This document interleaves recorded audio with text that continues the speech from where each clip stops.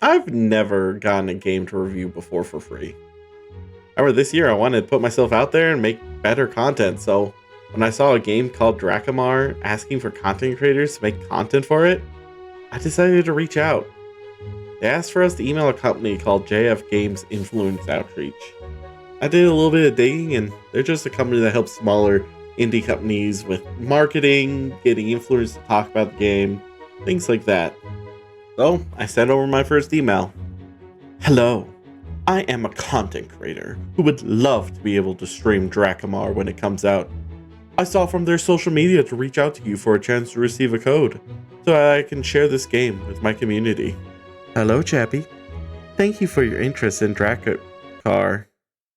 Would you mind sharing me with your channel links? Thanks. All the best, Julia. Thanks for getting back to me so quickly, Julia. The links to my YouTube and Twitch channels are www.youtuber.com/VTuberChappy and www.twitch.tv/VTuber_Chappy. Thank you again, Chappy. Hi, Chappy. Thanks for your interest in Dracamar. Sadly, the game launch has been postponed due to technical issues. I will take note of your request and share a code with you as soon as the game is ready, and also when we have a new launch and embargo dates. Thanks for your patience and support. Best regards, Julia. Thank you for updating me on the status of the game. I hope those technical issues get resolved as soon as possible. I look forward to hearing from you. Hi, Chappy. Thank you for being so understanding. Be sure I'll reach out again when everything is sorted out and we have a new launch date.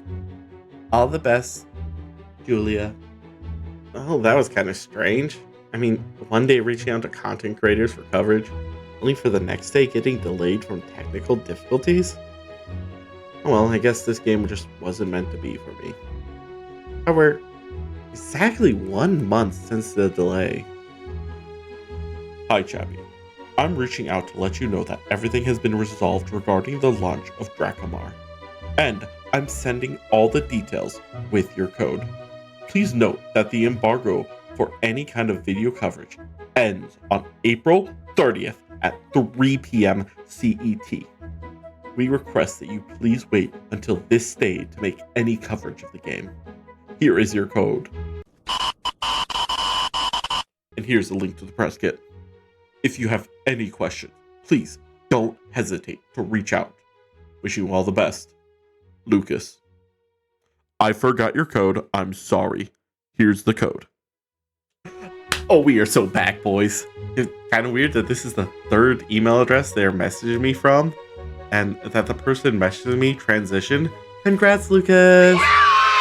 None of that really mattered. Now, originally I was planning on streaming this game, but since I couldn't until the game was released, I wanted to get some footage beforehand.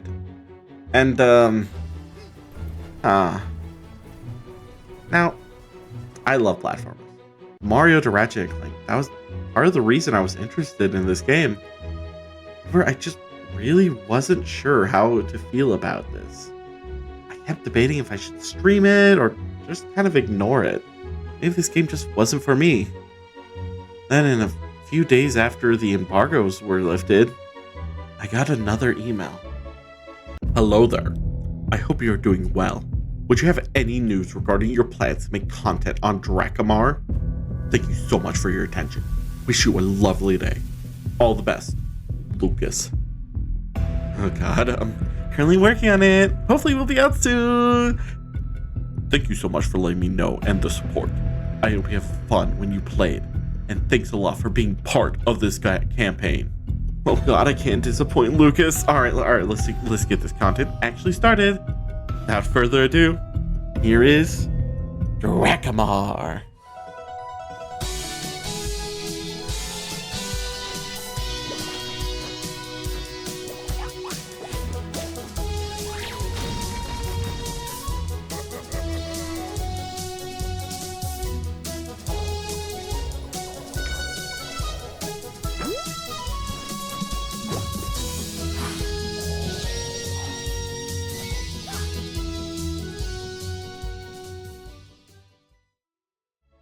Now, they sent me a package for Dracamar, giving me a bunch of different arts to show off, telling me a bit more about the game, general stuff like that. It was a finalist for the best game at the Indie Dev Day 2025. It was also made by 3Cat and Pettoon Studios. Pettoon being a studio in Spain, and 3Cat being... I really don't know. It's a public entity that manages the audio-visual media of the Generalitat de Catalunya? I guess they are some media entity having a huge influence in Catalan media. Now, inspiration from this game is deeply rooted in Catalonian culture and folklore. Being from the States, I don't think I have enough information to really say if this game stays true to that culture, but seeing as the company making the game is from that region, I want to say it's probably fairly well handled. This game follows Caliu, Bok, and Esperona on a journey to defeat the evil King Crad and free the Okies from Okie Balls. I tried to see what all their names meant, and according to a fabric store, Caliu means heat or warmth. According to an advertisement, Bok means fire. And according to a random translator app, Esperna means spark. So all three protagonists have something to do with heat or fire in some way. I tried to look up Crad, but all I kept getting is Googling thinking I meant card. Aesthetically, I love this game. I love how everything looks, and the world looks so fun to explore. That's most of the good I can really say about the game. I think you might have noticed I've been trying to avoid actually getting into the gameplay. Now, I really wanted to give this game a chance, but for some reason or another, this game just kept getting me frustrated while I played it. Let's start with the biggest issue. This game is rough. It could definitely use a little bit more polish. And now, I've played a lot of rough games. This game is leagues above anything that has low effort. You can tell if people really cared about making this game. However, there were just so many rough spots during just a casual playthrough. Getting stuck on walls, momentum just stopping me in my tracks, inconsistent jump speed. None of these are problems on their own, but altogether it just keeps getting more and more frustrating.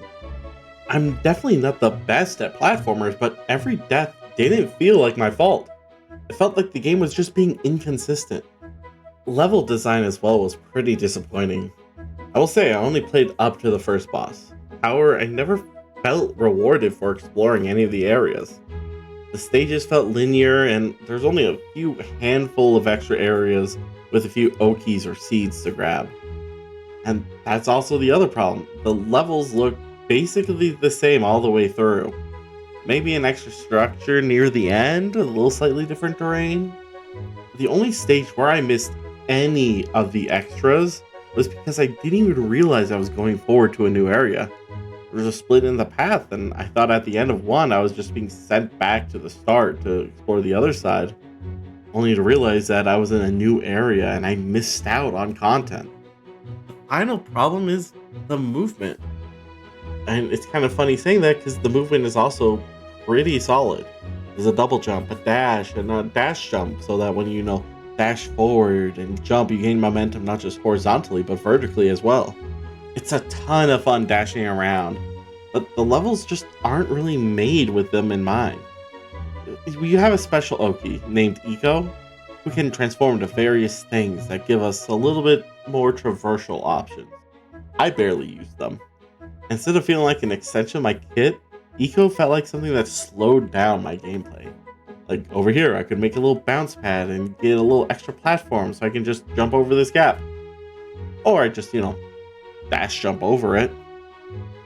Now, I love doing movements that the developers didn't intend. I think breaking sequences goes hand in hand with platforming, really. It's just that when there are less reasons to use Eco, the more you kind of resent it when you have to use it. Most of the times when I use them was to turn into a cannon to return us back to the original path. And these cannons take forever to fire. It sucks having to have fun and then being told, hold on, wait on. You have to watch yourself get shot out of the cannon real quick. Trust me, it's going to be really fun. Just sit back and watch. There are so many of these just like little things that just make the game take longer and slow down its pace. Cutscenes, waiting for a creature to die so that the orbs drop. Then you have to wait for the orbs to be able to be picked up. And you do need to get as many as possible because that's how you progress after the boss fight. There are just a ton of little things that bother me. Like how all three characters play the exact same. They're just being boy, girl, and other. That being said, I don't think this is a bad game. It's an indie game that has a ton of heart behind it, a beautiful aesthetic. The most annoying part of the game is that it's close to being great. It's a game that just feels like it's underdone. For $20, it's really hard to recommend picking this game up. However, I do think this is a fantastic platform for younger kids. If my son was just a little bit older, I would honestly give him a controller and see how he does. Because most of my problems with the games are things I don't think a child would really notice. So really, if you have a young gamer in the house, or you really want to support an indie developer from Spain, I think you should pick this up. Either way, I do plan on finishing this game. If anything in the second half of this game changes my mind on any of my issues, I'll make a follow-up video. Either way, you can see me finish this game over on my Twitch channel. Alright, well, thank you so much for watching, and I hope you have a wonderful day.